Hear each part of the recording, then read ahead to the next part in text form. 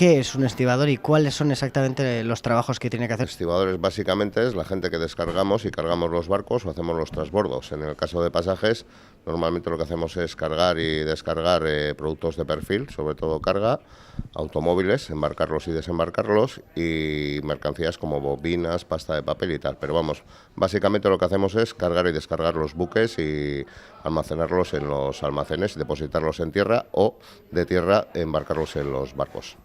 Estáis siendo noticia en las últimas semanas debido al decreto que quería sacar el gobierno. Lamentablemente, porque ya llevamos 2 años que se estaba intentando arreglar un poco o condicionar la situación, y a raíz de la sentencia, ya he sabido que hubo una sentencia del Tribunal de Luxemburgo, el Tribunal de Justicia de la Unión Europea, en diciembre del 2014, y que apremiaba a modificar algunas cosas de la ley española de la estiva y desestiva.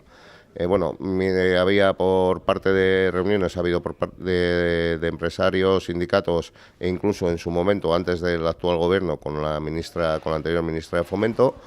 Pero lo que nos sorprendió a todos es que unilateralmente el gobierno de Mariano Rajoy y el ministro de Fomento, Íñigo de la Serna, sacaron un decreto sin haber consultado prácticamente ni a los sindicatos, ni a las empresas, ni a los grupos parlamentarios, ni a nadie. Un decreto además que suponía, como ya hemos repetido más de una vez, la desaparición del modelo actual y el despido de los estibadores. Actualmente estamos en los muelles, en los muelles y en los puertos. Lo que sería el decreto viene en base a la sentencia que me acabas de mencionar de lo que es la Unión Europea. La sentencia de la Unión Europea, ¿qué es exactamente lo que pide al gobierno español? Es verdad que hay una sentencia y por lo tanto hay que ajustarse a lo que viene a decir la sentencia, pero eso no significa que el decreto tuviera que ser como ha sido. O sea, hay diferentes formas de interpretar. De hecho, los sindicatos decimos que aunque no nos guste, aceptamos la sentencia y que estamos dispuestos a consensuar un modelo en la estiba, en los puertos, ¿no? Ahora, lo que viene a decir el decreto, la sentencia, lo que viene a decir fundamentalmente son 3 cosas. Primero, en la legislación del Estado español existe una cosa que se llama los puertos.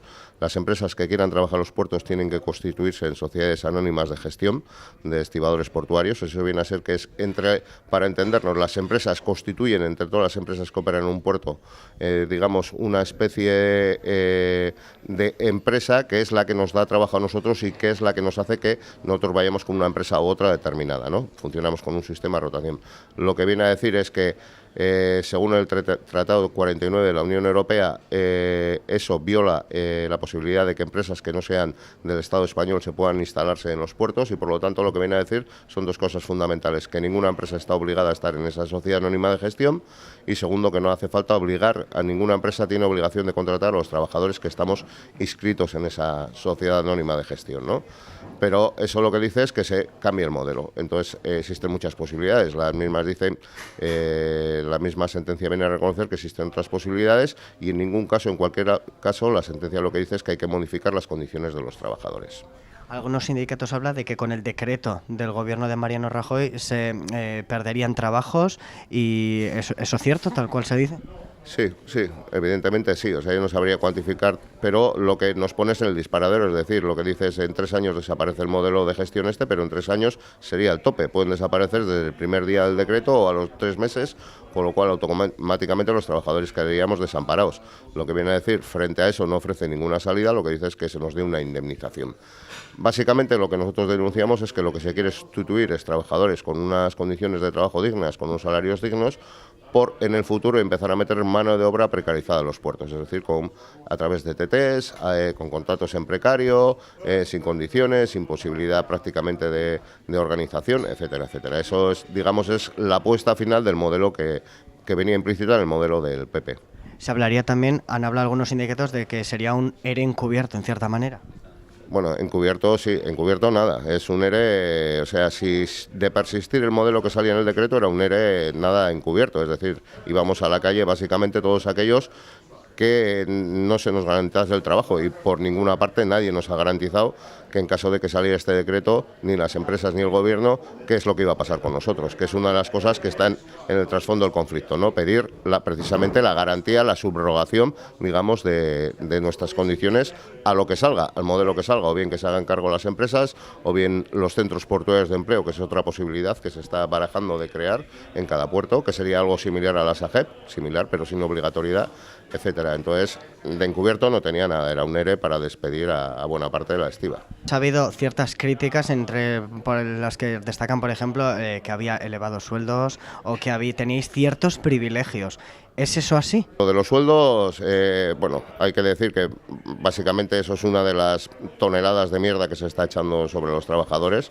Tenemos muy claro que primero se ha desprestigiado al colectivo, se quiere desprestigiar al colectivo para poder, digamos, convencer a la opinión pública que estas medidas necesarias.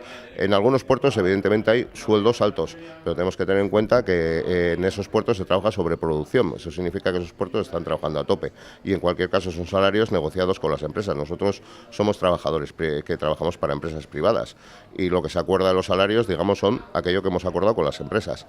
Dicho eso, eso puede ser en algunos puertos, pero no es la realidad de la mayoría de los puertos y desde luego no es la realidad de Pasajes. Yo ya he comentado más de una vez y en algún medio que el salario medio bruto de un trabajador de la estiba en el puerto de Pasajes viene a ser de unos 45.000 euros y estoy hablando de un salario bruto, o sea que en algunos casos está incluso por debajo del convenio del metal de esta provincia de Guipúzcoa. Entonces quiero decir que tampoco es y teniendo en cuenta además que nosotros trabajamos 362 días al año, tenemos obligación de ir a trabajar, nunca sabemos si vamos a trabajar de mañana o tarde, porque muchas veces el trabajo es irregular, si hace mal tiempo y los barcos no entran, nosotros asistimos al trabajo y nos tenemos que volver, pero digamos que, bueno, consideramos que es un salario decente y no es una cosa exagerada. Y la situación de privilegio, pues yo creo que es una de las mentiras más que están, ¿no? Porque digo, el privilegio es que si yo no ocurro a la mañana, tengo que estar pendiente de si tengo que ir a trabajar a la tarde, al día siguiente no sé si trabajo de tarde o trabajo de noche, etcétera, etcétera. O sea que yo creo que privilegiado, salvo que se llame privilegio ahora, algo que es tan básico como que tener unas condiciones dignas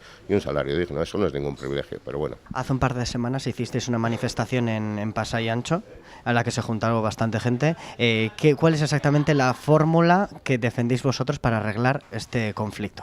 Bueno, la manifestación fue la semana pasada, el día 18.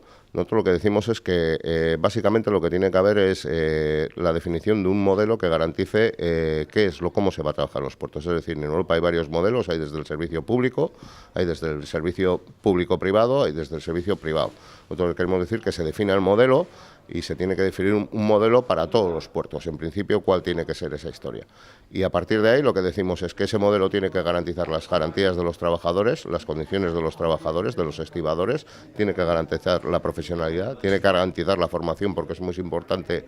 Y no nos olvidemos que trabajamos en un sector de alto riesgo, que tiene sus por el tipo de mercancías que movemos de gran volumen, de mucho peso, los accidentes están al orden del día, desgraciadamente hay bastantes fallecimientos en los puertos. Decimos que el personal que vaya a trabajar en el puerto no puede ser cualquier personal, tiene que ser un personal formado. ¿Veis alguna salida o veis al gobierno muy enrocado? Porque ellos siempre defienden que sacaban el decreto porque si no habría que hacer frente a una multa diaria de 134.000 euros, creo que era. ¿Veis alguna salida o les veis totalmente acorazados? En principio yo pienso que después de la derrota del decreto en el Congreso la situación ha variado, parece ser que se quieren sentar a negociar. No nos fiamos mucho, sinceramente, porque básicamente ya ha demostrado que la prepotencia que ha tenido para intentar sacar un decreto sin ningún tipo de consenso ni en el sector, ni siquiera en el Parlamento.